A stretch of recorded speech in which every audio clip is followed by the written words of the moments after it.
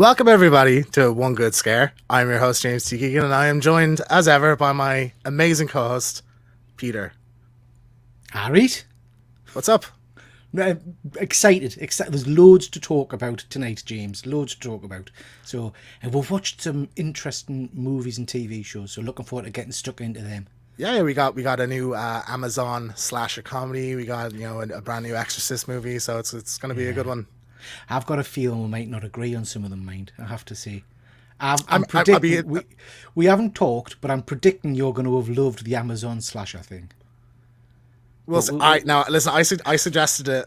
We watch it based on what people were saying about it, and I hadn't watched it yet. So yeah. I wouldn't assume that. But we'll get to that. So. Okay, we're straight into the news, Peter, right? So we talked last episode about the kind of bidding for the Halloween rights. Yeah. So it's between A24 and Miramax. Miramax has now won. So I believe they also own or partially own the movie rights. So they've now got the TV rights as well. Okay. So the interesting thing about this now is that a spokesperson's come out and talked about wanting to do a Halloween cinematic universe. Yeah. What are your kind of opinions on that? So I can't remember, what other horror properties have Miramax got? Because when you say cinematic universe, that automatically makes me think kind of Marvel universe. So lots of different movies existing in the same kind of area, leading to crossover events and all that kind of jazz. Yeah. Is that how you read it as well? I didn't take this as crossing over with other franchises. I think they're going to build various Halloween movies on different topics. Now, Halloween started originally as like an anthology. It was supposed to be an anthology series. You had Halloween 1, then John Carpenter wanted the next movie to be something different, and he was kind of roped into having Halloween 2 made. And then they tried it with Season of the Witch, and it didn't work. So my guess is that this is going to be like almost Conjuring-esque, where you'll have I assume if you're buying Halloween, you want a Michael Myers thing. So there's going to be a Michael Myers either show or more movies, maybe in a different continuity. Then maybe like a Season of the Witch follow up, and then other original kind of Halloween set stories, and you'll get kind of crossovers at various points. Yeah, I mean, I'm a big fan of kind of Tales from the Crypt and the comic book series Ice Cream Man and things like that, which is kind of all in the existing universe, but standalone horror stories each episode. So you could do something like that. You could do an anthology kind of show, but I don't know how, because you're right. If you're calling it Halloween, unless you're going to drastically move away from Michael, I don't know how you incorporate Michael into those stories. Do you know what I mean? How do you can't have him introducing the story, if you know what I mean. I like he's not going to be. Yeah. So how do you interlink it all with Michael, I guess, and keep it in the same kind of theme? I mean, I suppose you could, like, because a lot of people are laughing at this. I like the idea of a Conjuring-esque universe of like John Carpenter style horror films. I think that's really cool. I wanted Halloween to go back to anthology after the last one, and give Michael a bit of a rest. I have an idea for how where to like set this, because the last movie ended with Michael going into a wood chipper, like he's dead. So unless you have to leave that, I think you should leave that canon where it is. Yeah, I think you leave that. I think you start from fresh. Yeah, and if you do another Michael, you just don't even mention Laurie or Loomis or whatever. Just have like you don't even need to give context. But I actually have an idea for like how to do this. So in Season of the Witch, there is a scene where you see Halloween, the first Halloween movie playing on the television. Okay. So I think I'm certain some kind of Season of the Witch follow up will be involved in this universe, I would imagine. So I think if you like establish in that universe that movie is based on a real event, so like within the Season of the Witch canon, we're seeing the real Michael, like in a sense, like in that universe. I think that'd be cool. You're grounding it in something previous, so you're not starting exactly fresh, but like it gives you an option to have a new version of Michael. See, I thought you were going to go down kind of the Ring route there when you were talking about seeing it on video, that some kind of cursed video, you see Michael on video and then you become a serial killer. And that sounds terrible. I'd hate that. Yeah. It sounds absolute shit. I wouldn't mind something along the lines of there was a Kevin Bacon TV series. Can't remember what it was called a while ago. Where was it, The Following or something? I can't remember. Where it was about a cult following a serial killer. Something like that would be interesting. People kind of copycat killers, following on and carrying on Michael's legacy in some way. That might be interesting. I like the idea. Like there is like cult stuff in the kind of 4, 5, 6, like the Loomis kind of trilogy of like the Cult of Thorn, and that kind of got into like some weird supernatural stuff. I'm certain some of these movies will be somewhat supernatural. So like, I'm curious, will the Michael stuff lean into that a bit, or not? I want these set in the 70s though. I want like a real Carpenter-esque kind of style to them. So like, I'm very curious to see what the like first thing out the gate will be and how they're going to market this. Yeah. It's just nice to see more Michael, isn't it? Oh, sorry, a more Halloween. It'll be interesting to see what they do with it. Yeah, Season of the Witch follow up though. I'm fucking all for. Please, yes, please, give me that. Yeah. So I'm excited. I was kind of between the two of them. I was hoping A24 would get it, to be honest, because I'd be really curious to see what they do with Halloween. But like, I think movies and TV shows crossing over and stuff. I'm interested to see how that will play out. So like, I'm not too disappointed anyway. Yeah. Any other comments? No, I just think it's good news for horror fans, isn't it, to see more in this universe. So looking forward. I do hope the restart it, mind. I don't want it continuing on in any way. Just give her something fresh.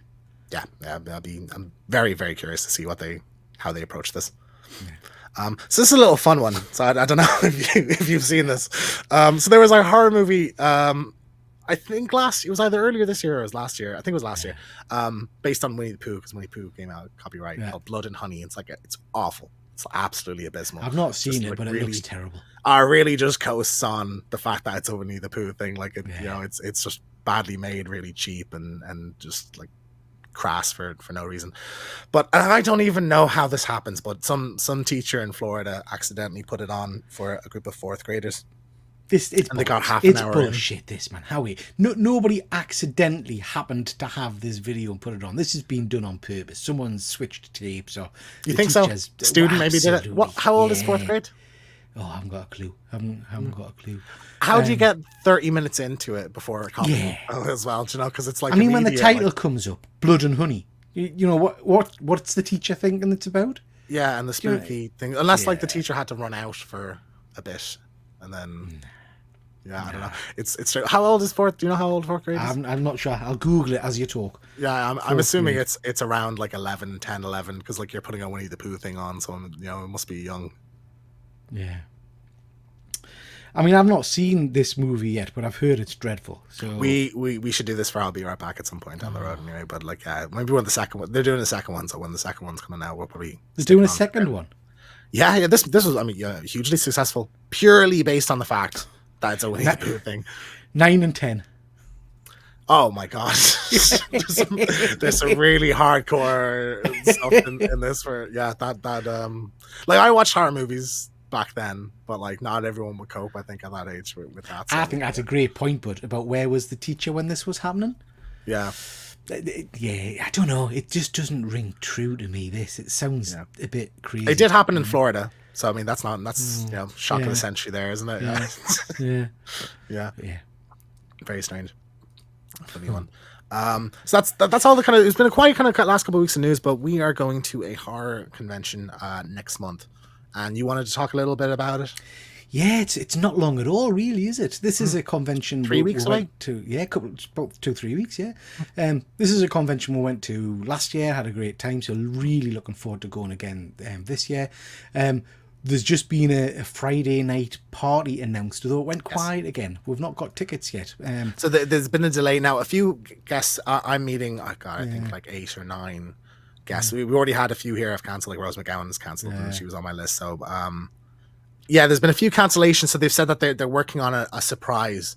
So I feel like to make up for the cancellations, they're getting another guest in, and that's kind of what's held up the after party. Yeah.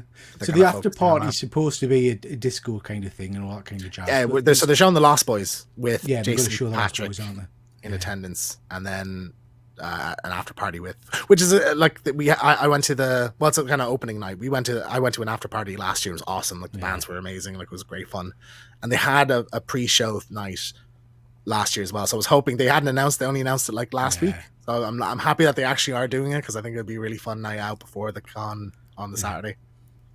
Yeah, so this is going to be great fun. So we're going to do the Friday night party, whatever it may be, grab tickets for that. And then Saturday, we're going to, obviously you're seeing quite a few guests. I'm going to try and catch a couple as well. And just have a look around the stalls and things like that. We'll probably do some filming for the channel. And do some vids for the channel and things like that. Recreate our logo with a few people. I've got my costume already, and I know you've got yours ready. Yeah. So it's going to be fun.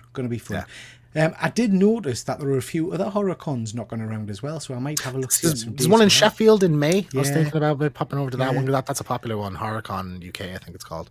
And then London one done as well. Yeah, and then we're also planning on London Comic-Con in May, and they often have that's Showmasters, so they usually have horror people. Robert Englund often goes to that one, so I'd be there for that. Like, I'm praying, that'd be great. But nobody. You're meeting only like a couple you've decided recently, but there was nobody that stuck out to you to kind of want to meet. There's some absolutely great, actors and performers there, but getting signatures and things hasn't always been my thing, to be honest. I am wanting to meet Chris Sarandon because I'm a big fan, obviously, of Fright Night. We've talked about that. So I'm going to get him to sign a couple of items for us. But other than that, there's nobody I'm desperate to kind of go and meet. But I think there's some big names there, to be honest, and some big in terms of horror names. It's amazing because like this is like the only convention where I'm like, there's too many people I want to meet at this. Like it's I've had to go buy a diamond pass now. It's an absurd. But like Alyssa Sutherland, who's the kind of the Deadite in Evil Dead Rise. Nick Castle and James Courtney are the two Michael Myers first and last. Brad Dourif, obviously Chucky, Fiona Dourif, Nika from the movies. The two Evil Dead kind of partners, I don't have them, but I'm like, kind of might that be a fun one, especially if I'm in an Ash costume, like to go to get a photo shoot with the two of them in the middle or something. Quinn Lord is Sam in Trick or Treat, so I wasn't planning on getting him, and I just decided lately, screw it, I'll get it.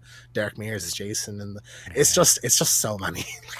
When you love horror and your horror love spans so wide, it's really hard to like see someone and go, oh yeah, no, I'll skip them. It's like, I can't see on that image there, but Keith Sutherland's going as well now, isn't he?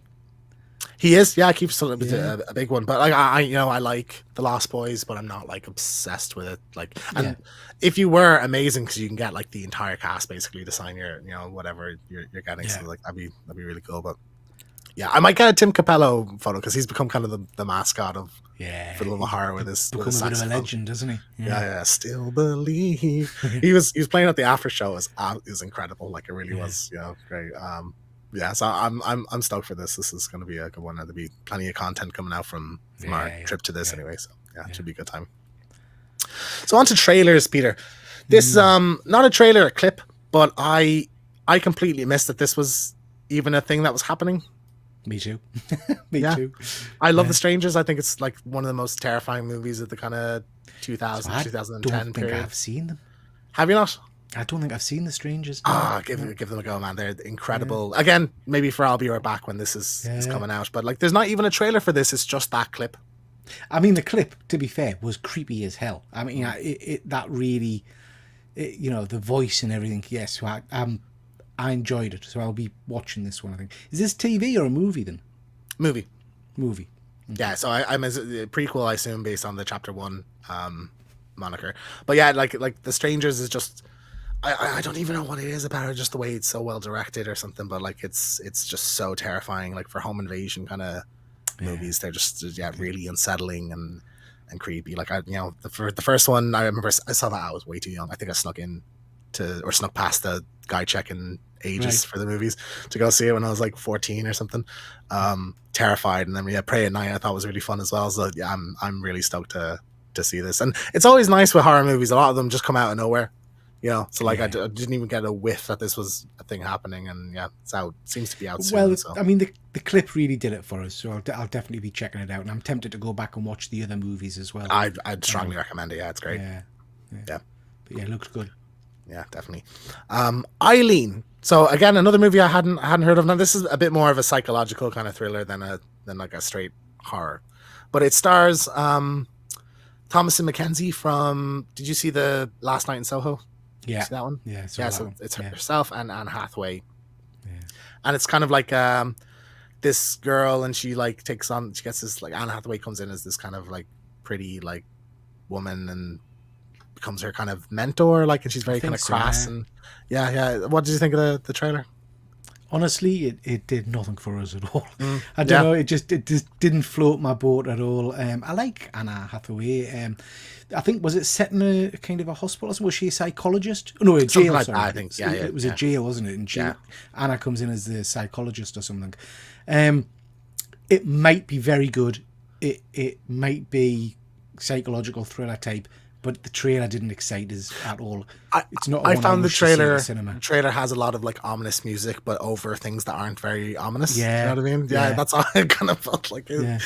Not that much happens in the thing. It's just kind of people saying lines of dialogue. But it's gotten really amazing reviews. Apparently, it's very like stylish and You see, as soon as you say good reviews, it's stylish. That turns us off, because that normally means because it normally means it's like going to be an Oscar-worthy movie, which means it's cack. Do you know what I mean? It's not. What do you mean that means it's cack? Not normally my cup of tea. I think. Yeah, I don't know. Unless I see something else that excites us, if there's another trailer or something, it's not a one I'd go and see at the pictures. I'll probably catch it when it comes on streaming or something like that, I think. Yeah, it's cinema showing it. I'll check it out anyway. I'm curious to see. I like the cast a lot, so I'd be curious to see how it is. Now, Silent Hill Ascension. So this starts on Halloween, I believe, is the first kind of episode. So it's sort of like halfway between a game and a show. The trailer, I think, looks like it's a bit melodramatic. The graphics, I suppose, or like the animation isn't quite modern. Like, it looks a little bit cheap. Do you feel that way as well? I didn't know what the hell I was watching. So you sent the link for this. I'm obviously aware of Silent Hill. Mm-hmm. I think I've played the original games, and I think, was there a couple of movies? I've watched the movies, I think. When I watched this, I couldn't work out whether this was a game trailer I was watching, or if it was an animated movie, or what. I thought some of the imagery in it was dreadful. It was like really old style cutscenes in a video game. So that's what I assumed I was watching until the very end, where I thought, this is actually I think this is an anime, kind of animated series coming out or something. I'll be honest, I'm a little confused what it is, but my understanding of this is that it is an episodic, like, interactive show. So you make decisions. So you download it on your phone. There's an app for it or something. And you play through it, like, you, I think, make decisions, like choose what characters say and go left, go right, whatever. And it's released episodically every week. But the weird part about it is that there's episodes at the end of the week or something.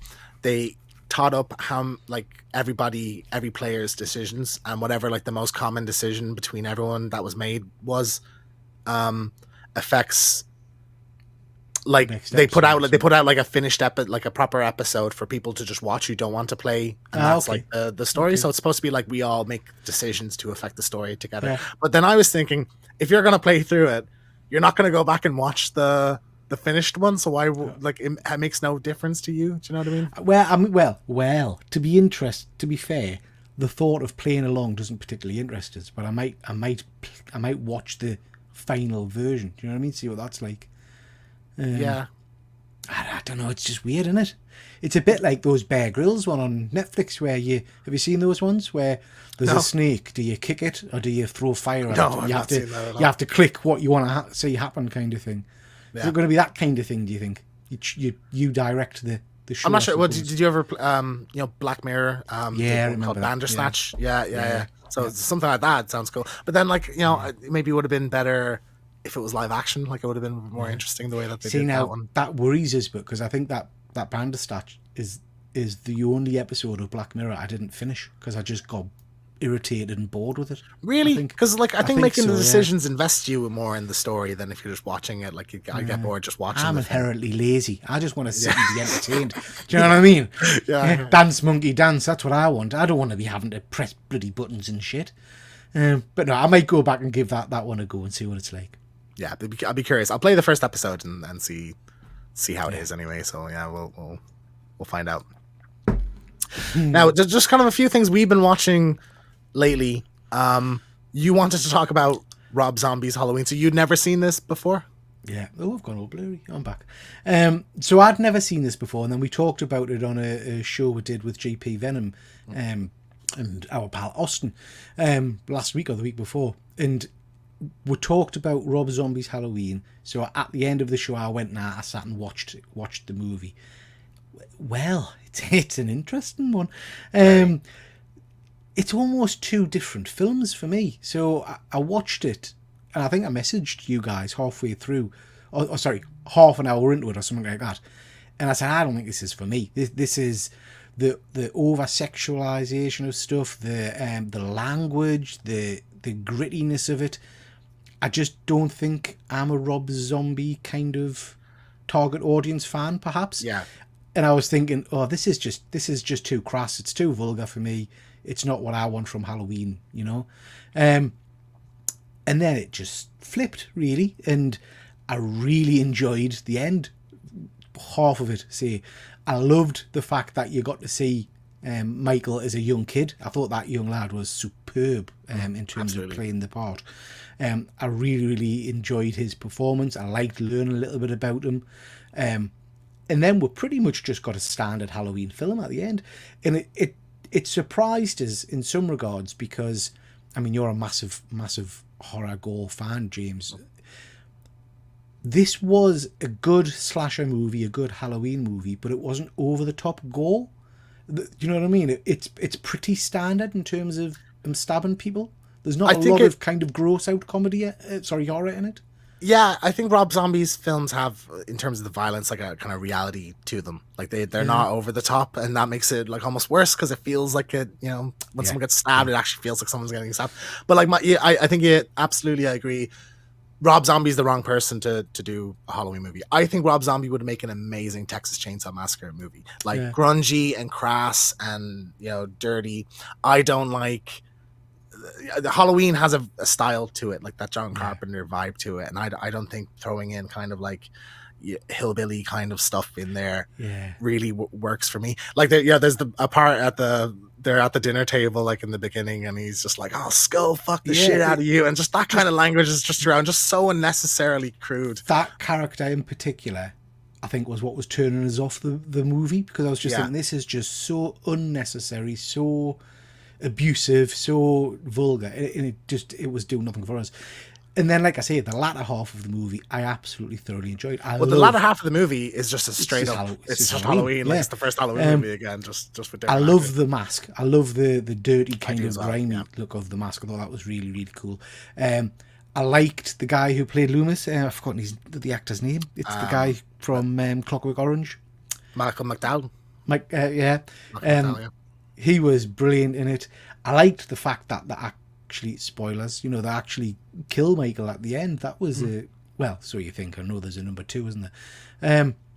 I just thought it was better than I expected if I ignore the first kind of 15-20 minutes or whatever it was. Yeah, I do appreciate that it does something different. Like remakes, when you just do the exact thing again, it's just sort of pointless. Like there's that Psycho remake where it's literally shot for shot, word for word, the same movie. It's like, well, what's the point of doing this at all?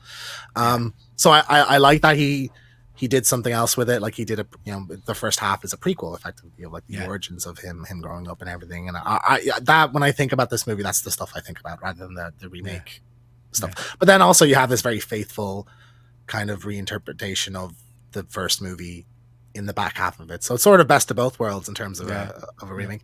I don't love this movie, but I respect it. I think it does some interesting things, and so it's enjoyable to watch.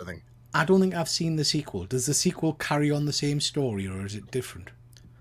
Yeah, well, so it's the sequel's not a remake of Halloween 2. It's like a completely different movie. Very weird it gets. Like it's more, I think the studio didn't really trust Rob Zombie making this first one, but when it did well at the box office, they kind of just let him do his own thing. So the second one is very much a Rob Zombie film. Like it really feels like it. So I'd be curious to see what you think of that one. I'll maybe watch that one next. Yeah, interesting. Fall of the House of Usher. Now everybody is gushing about this show, and I've not even watched the trailer for it. All I know is it's sort of an Edgar Allan Poe kind of thing. It's phenomenal. So I'm up to episode 5 or 6 now, I think. And I'm absolutely loving it. It's not what I expected. It's, I mean, I don't want to spoil it for you, James, but basically it's about a very, very powerful family. You know, basically the Kardashians kind of thing, you know, Right. billionaire kind of things, and all of their kids. And each episode goes back in time a little bit to talk about how the main characters got the fortune, and there's weird stuff happening there and hints and stuff. And then the future part is about a massive court case where people are trying to take them, the government's trying to take them to court. And then one by one, basically, this guy's children start dying in horrific ways. I mean, absolutely horrific ways. Some of the kills are pretty good. And it's starting to hint on each episode, and this is a bit of a spoiler, so fingers in the ears, but it's starting to hint that there's much more to the story, and there's this central character, that lady there with the mask on, who's present at all of the deaths. And I mean, my guess is they're setting it up that she's the devil, she's Satan, and the family have made a deal at some point, you know, with the devil. You know, Luke Skywalker himself is in it, and his performance in this is brilliant. As basically a sadistic, vile lawyer. He's just superb in it. Yeah, and I'm just really, really enjoying it, and I'm wanting to keep watching, and yeah, it's been very cool. The character, some of the acting's, I would argue, not the best, but some of the characters are absolutely superb. My favourite got offed on the last episode. Oh, really? Yeah. So I have to. I have to check this out because I've just heard literally nothing but amazing things about it. It's completely rich people fucked up as well, mind. You know, you've got really weird sex stuff going on and things, and yeah, it's just really engaging. I'm loving it. And so, like, what's the Edgar Allan Poe kind of connection to it? Then is this based on like a Poe story? Oh, I don't know, mate. I'm not sure. I just it's a. If you're expecting a quick fix, it's not that, mind. Each episode kind of plays out in its pace, and it's got some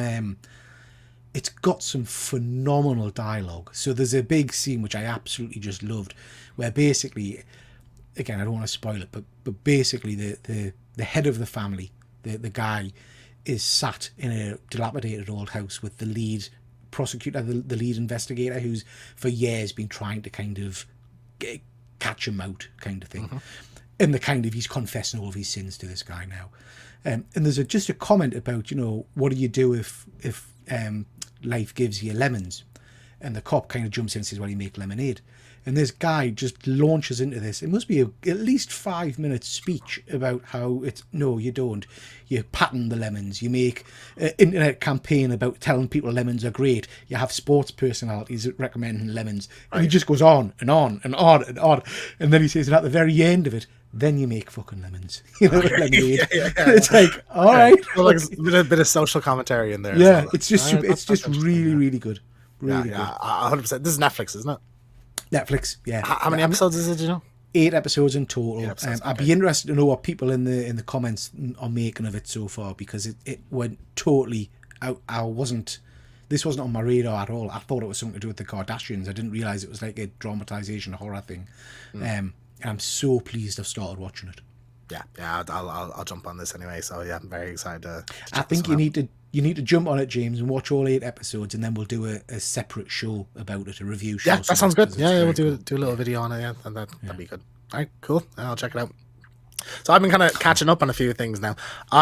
So Ash vs. Evil Dead. Evil Dead's one of my favorite horror franchises, but for some reason I watched the first season and I loved it, and then I watched the first episode of the second season, and I was like, oh, this is great, and then I just never watched the rest of it. So like I'm catching up now. So I've watched 6 or 7 episodes of season 2 now, and yeah, this show's incredible. Like I don't know, it's a shame that I kind of wound up getting cancelled after season 3. I'm hoping by the end of it there's like a decent ending to it, but it's just got so much charm. Like Bruce Campbell's just fantastic in this role, and I think the two kind of sidekick characters are great fun as well. So like yeah, the gore is there. Ted Raimi plays a part in season 2, which I really enjoyed as well. His dad kind of comes into it. That was a fun character as well.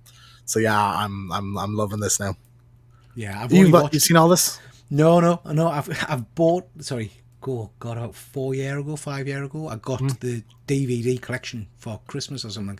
Right. And I've watched bits and bobs of it, but I've never managed to sit down and watch it from the start. So it's really? on my list. Yeah, it's on my list of series to kind of sit and watch, binge watch. You know, it's an easy watch because it's like episodes are only 22 to 30 minutes. You know, so it's like it's an easy to breeze through 6 or 7 in a row. But yeah, I really want Ash back in the movies though. I would love to see. Do you know how like the two kind of most recent Evil Dead movies have been like really serious tone? I'd love to just have that tone, but throw Ash in there. Like Ash in the middle of it. Yeah, he'd be the weird, kind of the goofy guy in the middle of the horrific circumstances. Absolutely. He's a phenomenal actor, mate. He's superb in everything he does. Did you ever watch Burn Notice? No, I haven't seen Burn Notice. Really cool, like a spy kind of thriller episodes, but he's just brilliant in that as well. He's just amazing, isn't he? Yeah. I'm looking forward to catching the rest of this, and I really hope there's like a solid ending to it. Or they get around to bringing Ash back in the thing. Yeah, I mean he goes to cons here fairly regularly. I'm so annoyed. I bought a poster and everything because there was like a meet and greet here in Dublin. I think he was promoting his book, and I was dating a girl at the time, and I bought the thing was sold out, but her cousin or something was like a manager in the venue where the thing was on. So she said, I'll get you into it. So I bought like this 50 quid print and stuff to go get signed, and then the day before we stopped like dating, so like never got to go. I was gutted. So he's just strung it out for another D. You know what I mean? It wasn't my decision, Peter. It was a double whammy. I was heartbroken, and I didn't get to be Bruce Campbell. So yeah, really. Sorry, that's a sympathetic, supportive laugh, not a. Okay. Sounds like you're making fun of me. So there you go. Yeah. Just don't depend on people. Is the moral of that story. So yeah. I absolutely need to meet him at some point soon. And so I've been catching up on some Carpenter movies because John Carpenter's my favorite director, but there's a handful of his movies I either haven't seen or watched years ago and don't remember that much from. So They Live. So much of this movie is so iconic that I kick ass and shoot bubblegum, and there's everyone knows about the fight scene that lasts like 13 minutes or something, like in the alleyway where it just doesn't stop. But yeah, I sat down and rewatched this last week. This movie's incredible, I think. Like it's just the tone of it. Roddy Piper is just phenomenal in the lead role. The kind of imagery of like the like aliens that have taken over, and cool, the black and white, and you just see the faces, and it's got a really great sense of humor, I think too. Like particularly like the last, like the very end of the movie, as like it ends on a really great kind of sting joke. Like I absolutely love this one. You watched this one, I assume, yeah. So I have, but years and years and years ago. It's not fresh in my memory at all, but it's a one that I probably want to go back and rewatch, to be honest, because I remember loving it, and it's like you say, it's a bit of a cult classic now, isn't it? It's so well regarded, but it's crikey, James, probably 20, 30 years since I've seen it, maybe. Oh really? Yeah, long time. Absolute classic. I'd love a follow up to this. I'd love to see like where it would go after. Words set in modern day, how it's progressed since then. Yeah, exactly. You know, like I was just like, oh, this thing happened 30 years ago, and we're still dealing with it, and like, oh, maybe it's happening again, kind of thing. I think that'd be really interesting, or maybe the aliens managed to bring control back or something, But yeah, just the whole like he puts the glass on, just like obey and watch TV and reproduce. I might have to watch this tonight. Actually, this is. Oh man, it's such a good watch. Like it really just as soon as it starts, there's this kind of like almost Western kind of music that plays almost throughout the whole movie. Like it's just like, oh, this is incredible. So yeah, I love this. I'm actually very excited. I'm seeing Christine, which is a Carpenter one I've not seen tonight in the cinema. Yeah, I'm going to see that later. So like, I'll be. I'm looking forward to seeing that again. One I haven't seen for a long time, but a classic, an absolute classic. Yeah. Hopefully the cinema actually gets it working this time. Yeah. Because I went to see Friday the 13th last week and the movie didn't play. Happy Friday the 13th, I guess, It's ironic. Anyway. So, movies that we have watched lately, new ones anyway, not catching up on the old. Totally Killer. So this is a slasher comedy movie. We've had a few of the like this kind of type of movie over the last few years. You had Happy Death Day, which is kind of a Groundhog Day mixed with a slasher. You had Freaky a couple of years ago, where it was I like that. Freaky Friday, but Matthew Vaughn on it. Vince Vaughn, yeah. Vince Vaughn, yeah. So I remember coming out of Freaky and thinking, what's the next? Like, what other kind of movies could you like do a slasher take on? And the first one that came to my mind was Back to the Future. Like, do a Back to the Future slasher movie. So effectively, here it is. Now, it's not the same director or writer as Freaky and Happy Death Day. He's doing Scream now. He's doing the new Scream. Yeah. So this is an Amazon original. Now, I suggested watching this because I just heard great things about it, and I watched it, and I think it's decent. It's not amazing. I have some pretty big problems with it. What did you think about Totally Killer? You know what? It's really, really hard because I don't know whether I liked it or not. I literally don't know how much I enjoyed it. It entertained at times. It was stupid. I mean, the whole time travel element of it was stupid, but fun. So it was all right, if you know what I mean. Yeah. The characters, I didn't care for any of them. Killed a lot as far as I was concerned, you know. And it felt stupid in terms of our not being able to stop anything or change anything. Some of the kills were quite interesting, quite graphic. She was pretty good. That's the girl from Sabrina, I think, isn't it? It is, Sabrina, yeah. Names escaping. The social commentary absolutely 100% got on my tits. The constant, oh Jesus Christ! I mean, it was literally every 2 minutes. It was kind of, I guess in the 80s it was a terrible time because you smoked. Or, okay. There's the racism. Oh, there's this. Oh, there's that.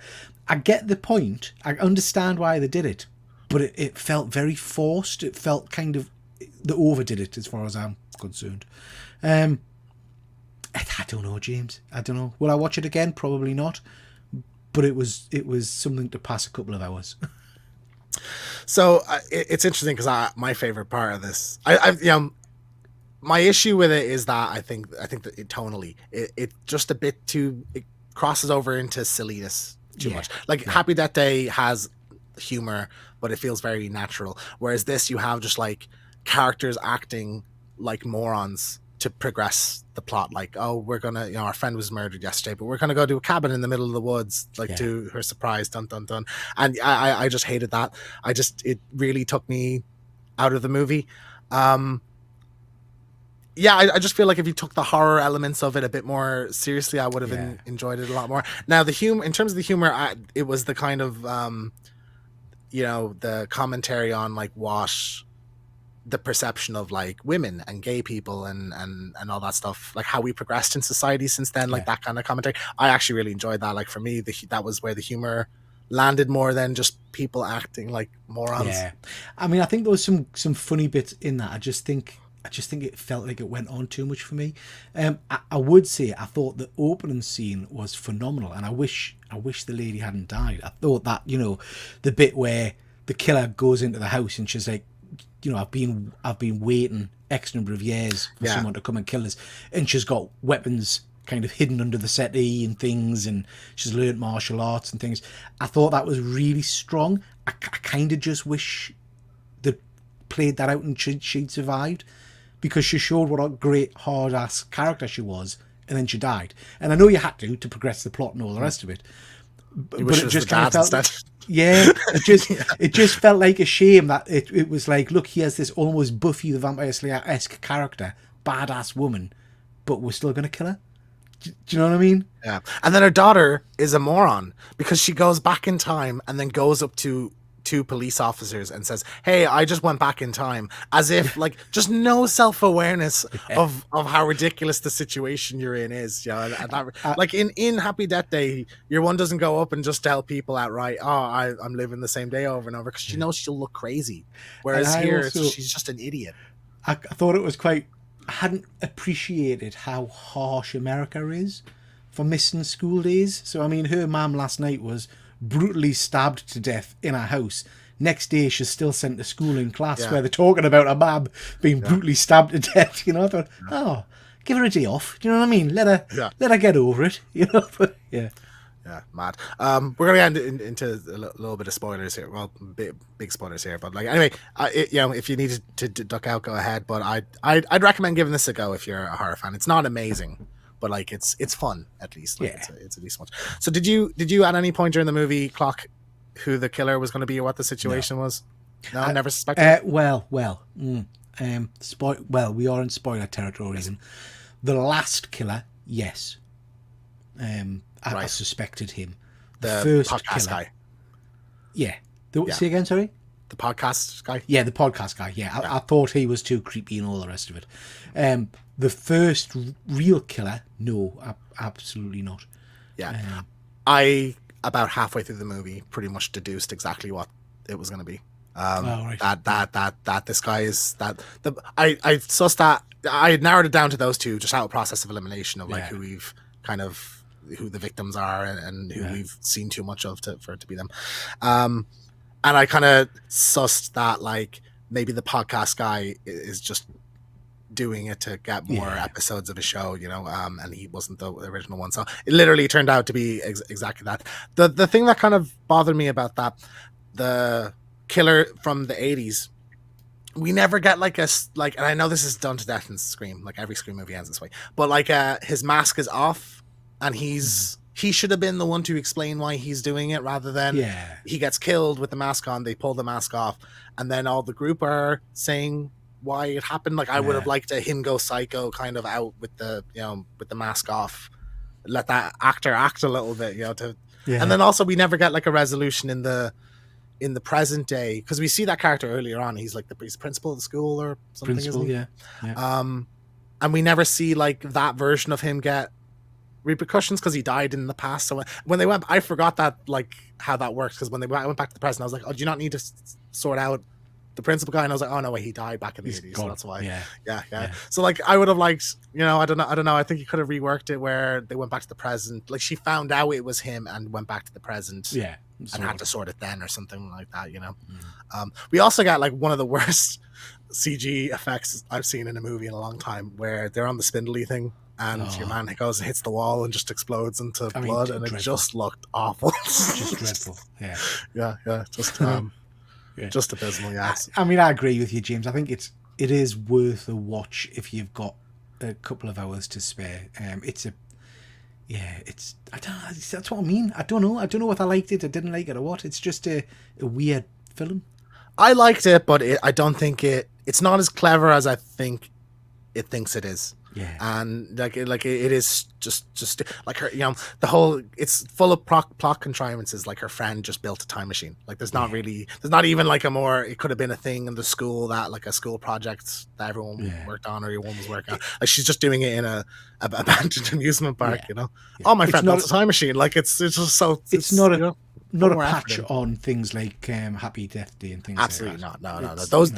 Both those movies, Happy Death Day and Freaky, are brilliant, and this is like decent. It's not bad. It's fun for what it is, but I think it's a bit of a waste. Not even a bit of a waste. It doesn't really live up to its premise. I think this could have been incredible, and it's just all right. So if you're a fan of slashers, it's fun throughout. I think, you know, you just have to let a lot of shit go, I think, once you enjoy it, you know. Any last comments? No. It's just watch it, maybe. It's watch it and see what you think. Yeah. Interested again in the comments if people have watched this, what they thought of it. Yeah, definitely. So the main event of tonight, Peter, The Exorcist Believer. Now, I had seen the original movie when I was really young and hadn't watched it since, and I watched it the other night. Just before we get into this, what an incredible movie. Just a fantastic... I just loved the performance. So much of it is so iconic. The priest guy, I just thought was incredible in it. Like, I loved his character. Just phenomenal, and really a benchmark film, and a lot of people would put that as their absolute favorite horror film. So here we are. So this is I don't know if this is like ignoring the other movies or not. Do you know? No, I think this is a direct sequel to The Exorcist, and I think it ignores everything else in between. Okay, grand. Right. What do you think? I really enjoyed it. I thought it was good. I think, as I messaged you we talked earlier. Did it scare us? No, I don't think it's not almost not what I would call a horror film, if that makes sense. It was a really interesting story about religion and belief and faith. It does have some squeamy bits in it, the fingernail bits, toenail bits and stuff like that. Horrible. It does have a couple of little jump scares where you see them in the background and stuff like that. But I was invested in these characters. I was invested in the girls and the parents. And I think, in no disrespect, James, but I think if you're a parent yourself, this probably hits harder. Yeah. Because it really does have some emotional, heart-tugging scenes in it. I really enjoyed it. I thought it was great. It was good seeing some of the callbacks to previous movies. And I was excited at the end because a pal of mine, Charlie from the Killer Comic Show, I hadn't realised that this was the start of a trilogy of movies. Supposedly. Yeah. So critically, it's not doing very well. So I know it's it's not done too well, has it? But I hope it is, because I'd like to see more in this universe. I thought the performances by the two young girls were spot on, mind. I thought they were brilliant, really, really well done. So yeah, it's a one I enjoyed.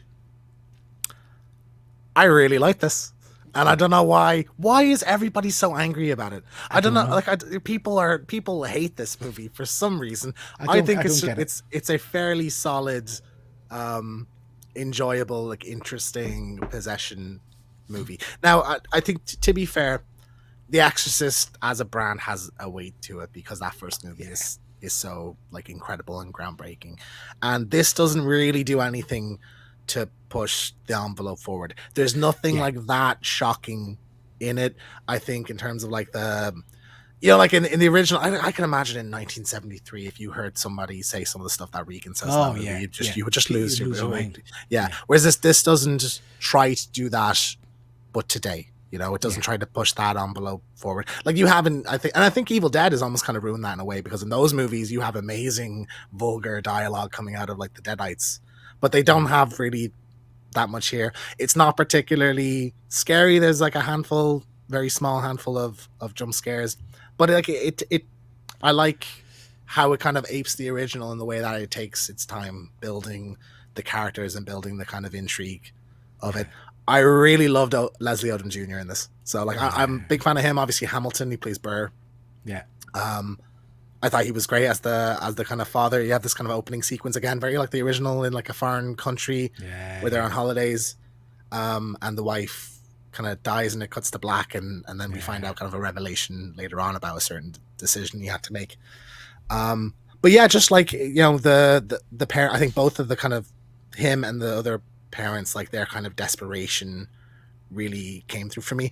I like what I had to kind of say about faith and how like it didn't need to be like a cross, like a Catholic priest and a cross. How like any kind of interpretation of faith is a power against the kind of evils. I thought that was great. I thought that was very good, that in the room at the end there, you had a multitude of different faith backgrounds and beliefs and things like that. I thought that was quite powerful. And I think, just thinking about what you were saying there, James, about Evil Dead, horror, all the rest of it. I go to an Evil Dead movie, and this is a movie. It's special effects, and it's not reality. You watch something like this, and it's played much more low key, and you think, actually, do you know what? This, with a bit of a stretch, this could be almost reality. This could be happening in the past. There have been exorcisms and things like that have gone totally awry. We know that, historical fact. So yeah, it's a little bit more grounded in reality than some of the other stuff, I guess. Yeah, I think so, definitely. So we're gonna get into some spoilers here now. So skip forward a little bit if you're watching on the rewind. I like that the exorcism doesn't work in the end. Yeah, very akin to the original, where the priest had to kind of sell his soul to the devil, to the demon, to kind of get it out, and then fucked himself out the window. I like that. It straight up just kills one of the girls and lets the other one go. Like that was the kind of deal. And I really loved how it was the dad's cave. I would have been really miffed. And I suppose it would have worked in its own way. But if like your man said, "Oh, I choose you," and it had killed the other girl. Like I kind of like that was a trick, and I thought that was a really an interesting element. It does have a sort of like, it plays the ending a little bit happy, and I thought that was strange, like when she's going back to school and stuff, which is like, I was absolutely expecting, and again probably because we've seen this so much in cinema over the last few years, I was expecting some kind of end scene or some kind of, mid-credit scene, and we've got nothing. It literally does end on a happy ever, well, for one family, a happy ever after. Which I wasn't expecting at all.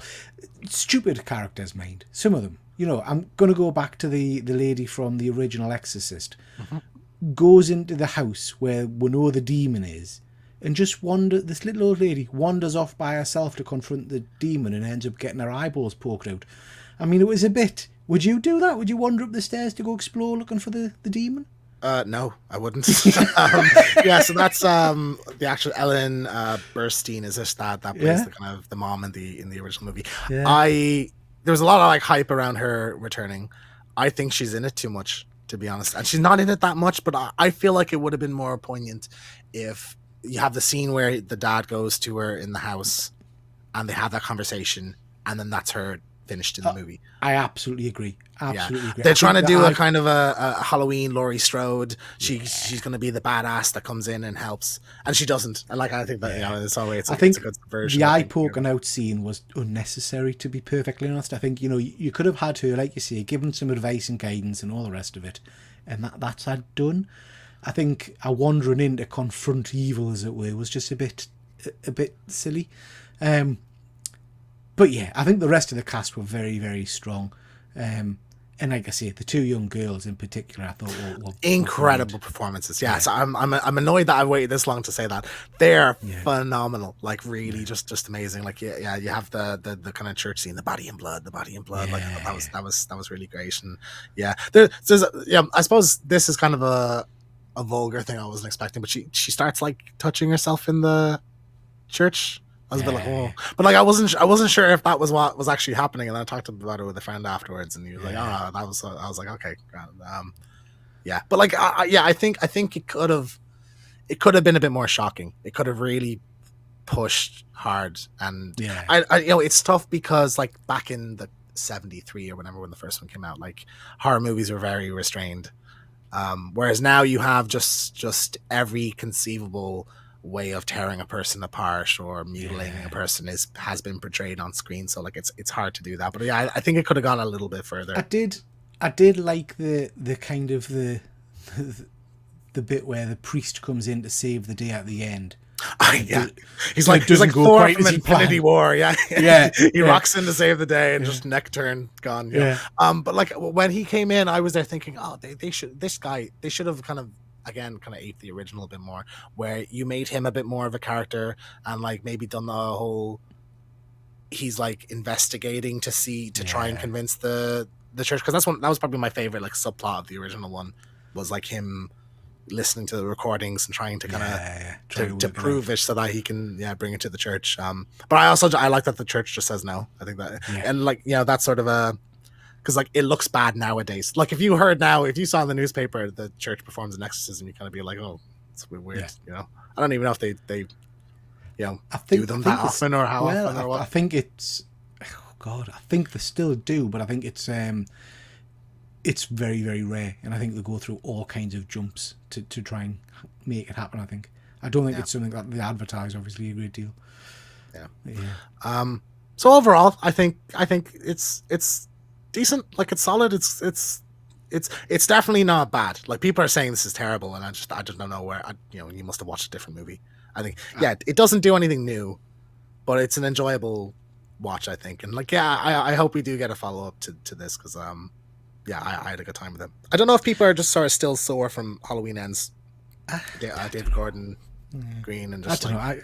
I mean I think this was a good entry into the Exorcist kind of franchise, as it were, and for me, because it's years again since I've seen the original, this is a good starting point for more movies.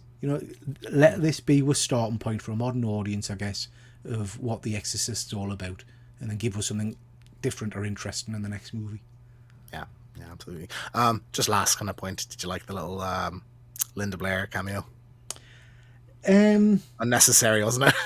yeah. Yeah. Again, to be fair, it didn't do much for us. It was like, all right, nice, but it didn't. It wasn't needed. And like you've said, the end of the movie felt a little bit. Everybody had a nice kind of scene. You know, even the family who've lost the daughter meet up in a diner kind of thing, and it was like, you know, you could have just ended it, you know, there. Yeah, But I think so. I guess if you are a massive fan of the original, that might have meant something more to you. For me, it's that long since I've seen the original. It didn't really bother us either way, to be honest. Yeah. Anyway, if you've not seen it, if you've just I heard bad things, check it out and see what you think. Because here's two horror fans who really did enjoy it. So yeah, not bad by any means. Oh, absolutely. So just the last topic of the night. So this was a little game you wanted to play, Peter, and this is like Sophie's Choice 100 times over. This is just impossible. So effectively, all of every horror franchise, and you can only have 4 of them, and the rest have to disappear from existence. Yeah. It's not easy, is it? So I mean, impossible. Like there's some good ones jump straight out, and some of them aren't even franchises. Some of them are just standalone movies. Well, that's the thing. I feel like bang for your buck is important here. Of like, don't as much as like It Follows is one of my favorite horror movies of like the last 20 years. Probably one of my favorite horror movies of all time. But it's one movie, so I'd go for like a franchise over that. So I get to keep a few extra things. Yeah. We'll go one at a time each. So what was your first one? What are you pulling out? To keep. Yeah. Well, I cannot not keep in terms of pure enjoyment, and it's a movie, James. It's not a franchise, but in terms of pure enjoyment, I'm keeping Cabin in the Woods because I love Cabin in the Woods. I think it's one of the best. I love Cabin in the Woods. It's one of the best movies that's been around for a long, long time. I didn't even like consider that. Like, that's annoying. Okay, no, I have to let it go. It's just one movie. I can't keep it. I love that movie though. That's phenomenal. Yeah. That'd be a good one for I'll Be Right Back. We'll have to try that on the list. Yeah. First one, Halloween. I have to go for Halloween. Like that, and that is like 90% based on just that original movie. But you also get kind of, the second movie is a fun, more kind of akin to an 80s slasher, and then they kind of get weird for a few middle ones. Resurrection's a kind of Scream-esque. Not Resurrection. H2O is kind of a Scream-esque one, and then I love the 2018 one and Kills, and I really like Ends as well. So yeah, a solid set of movies I enjoy. So yeah, Halloween would be and I also get the Rob Zombie one, so a little extra flavor there. Yeah. So you're going for a bang for your buck, really, aren't you? You're going. But also, like, Halloween is my favorite horror film. So I had, if it was just single movies, I would have to pick Halloween anyway. So but I'm also thinking, long run. What else do I get to watch? So yeah, Halloween would be my first one. Yeah. What's next for you? Okay, I'm going again. Probably because it's one movie that I just absolutely love, but it has got sequels, although none of them measure up as well. I'm going to keep Wrong Turn. I love that original movie. Really? Yeah, I love that. I wouldn't have expected a Wrong Turn out of you. Yeah. I love the original movie. Well, I'm presuming we're going to get to share these, James, because you're picking all the classics. So no, this is our individual list. No, because I would tell you put Wrong Turn down and pick something else. I'm going Wrong Turn. So if you want Halloween, you have to pick Halloween as well. Oh shit! Wrong Turn. I like that first one a lot, but like I love how weird some of the other ones get. Like there's a scene in this, I think it's the second movie, where it's like on a beach, and like one of the not infected, one of the like, they're like inbred, aren't they? Like hillbilly guys, women. They're on a beach, and she turns and sees them, and just starts like barreling towards them, and it looks so cheap, and it's just hilarious. Yeah. I might actually insert a clip of that now, because this isn't live. But yeah, it's great. So yeah, I wouldn't even be in my top half, I think, if I was going through these, to be honest. But you've got no I like them, of course. Yeah. All right. This is so hard. You got Scream there. Like I need to, I need to keep Scream. You how can you not Friday the 13th? Oh, The Thing is there though. Like 2 movies, only 2 movies. Because you only get 4, so I can't have like all the I can't have like Scream and Friday the 13th and Nightmare on Elm Street and Child's Play. I think Scream, have to go Scream, really. Because you've got to pick based on entertainment value, not favourite kill or horror icon, I guess. Do you know what I mean? What do you enjoy watching? So Scream is... I mean, Scream is some of the best slasher. Like, the original is one of the best slashers, arguably the best slasher. Well, after Halloween. I put it after Halloween as the best slasher ever made. Okay. And then I love all those movies. Like, I love even the third one people don't like, but I love the newer ones as well. Yeah. They're just fun, and I like a whodunit, and I have to keep Scream. Okay, my next one's dead easy because I spotted it before, and it's a series of films, and I just love it because of how inventive it is, and that's going to be Final Destination. Good choice. I like Final Destination a lot. They're just fun. Do you know what I mean? The fun watching the different creative ways of killing people, I think. Yeah. So, I mean, there's hundreds of bloody movies, isn't there? I think Final Destination, I think we're up to 8 or 9 or something. No, it's only 5. Is it? It's just 5 of them. So the first one's the plane. Second one is pilot, motorway. Third one is the roller coaster. Yeah. Fourth one is like NASCAR, I think. And then the fifth one, is it a bridge? Oh, I can't remember. Fifth one's a bridge. Yeah. But just great fun films, just, and it's I like the creativity of them, I guess. So so I'll go Final Destination for my It's funny enough, I've had Final Destination injected into my day twice today. So earlier on, I listened to a Dead Meat episode of on the while I was in work, just listened to the whole series on Dead Meat, like the kill counts. And then my mom earlier to me, I was talking about Exorcist, and she goes, "Oh, there's one I really can't watch. What's the one with the roller coaster?" And I was like, "Oh, Final Destination 3." And she's like, "Yeah, I can't watch that. It's too hard." I was like, "All right, fair enough." That's funny, but no, it's a great choice. So I've had Halloween, I've had Scream. I think I'll have to throw Friday the 13th away, to be honest. Like, I think you've got 2 kind of slashers already. Evil Dead. Have to keep Evil Dead. Again, you're gonna a TV show there as well. So just like so many different like tones to them. Just so fun, and like the original, obviously the kind of hokey straight played horror. Second one is like the comedy. Third one's a fantasy movie. And then 4 and 5 are like really hardcore horror. So Evil Dead and Ash. I just love Ash so much. He's an incredible character. So Evil Dead. Okay, last one for me. I'm probably. Is that your last one? Number 4, number 4. Well, so what have you had so far? Final Destination, Cabin in the Woods, Wrong Turn, Final Destination.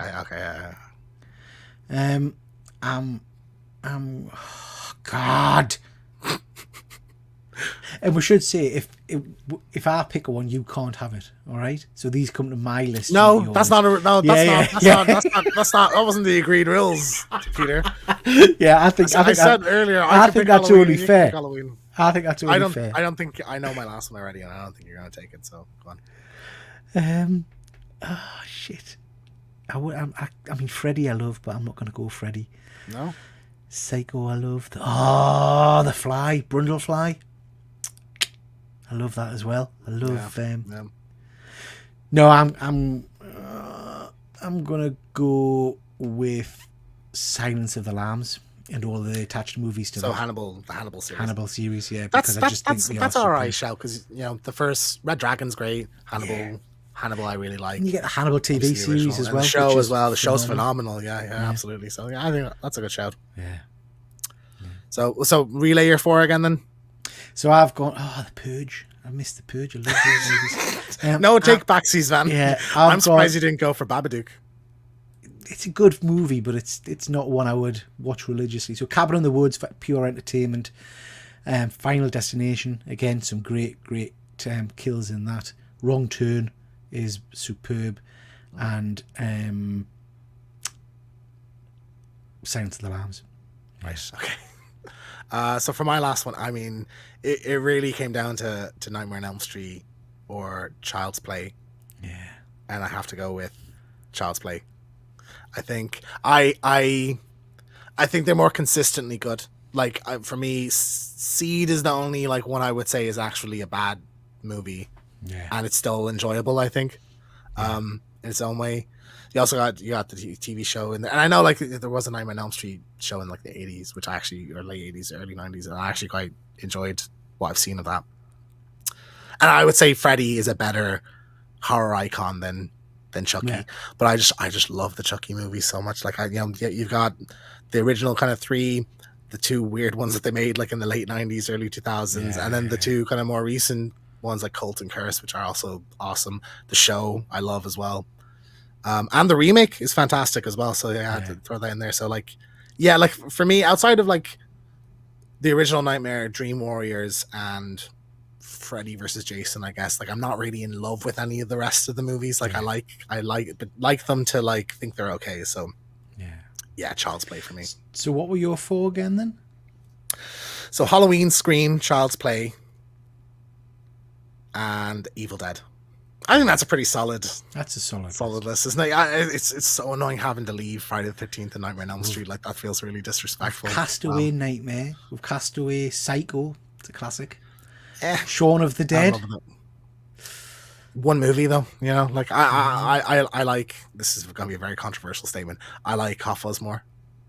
Oh, okay. Like out of those three movies, Hot Fuzz is my favorite one. So Hot Fuzz was up there. I'd be nearly tempted. Jaws. Candyman's a great one. Jaws is great. Again, though, Jaws, just the original, really is the one. Alien, it's a hard one to let go, isn't it? Where's Alien? I didn't see Alien. There. Shit. That's the Evil Dead. Yeah, you never watch an Alien again. Man, that's a superb franchise because you could have included the Predators in that as well, I guess. No, that'd be cheating. You can have AVP, but you can't have the actual Predator movies. Otherwise, I could have said, if you said Nightmare on Elm Street, you'd have all the Friday the 13th because Freddy. So that wouldn't be fair. And I like the Purge movies as well. You know, I can't believe that you don't like The Thing. I thought that's terrible, James. I thought you liked The Thing. I don't. What I love it. It's phenomenal. Well, no, but you haven't picked it, mate. You haven't picked it, so you don't like it. Yeah, but there's only two of them. Like no, you don't like it. Yeah. I'm happy. Like I'm not really a big fan of Texas Chainsaw, so like that I had no problem letting that one go. The Omen. You know what? I don't think I've ever watched a full Texas Chainsaw movie. I just don't think it's my cup of tea. Do you know what the most annoying thing about it is? Like between like Texas Chainsaw, Nightmare on Elm Street, and Friday the 13th, Texas Chainsaw is the only one that they keep making. Yeah, as the one I'm least interested in. You know, I would rather they pump out Freddy movies every now and then or Jason movies every now and then. But there's only like two good Texas Chainsaw movies really, and I think it's the original and the remake. So like, so that was a fun game. Let us know in the comments what your picks would be and why.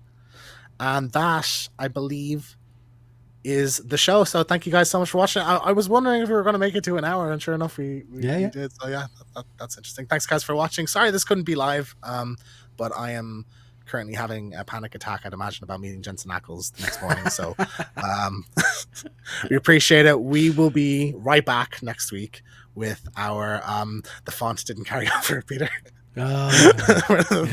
This is a little teaser of the thumbnail for I'll be right back on Trick or Treat. So we'll have that next Friday during the day, and then we'll be back the week after with a new episode of this talking about Thanksgiving, I would say. And Five Nights at Freddy's. We're gonna have a Five Nights at Freddy's review up when that comes out, about a day or two after it comes out as well. So plenty coming up on the channel, guys. Thanks so much for watching.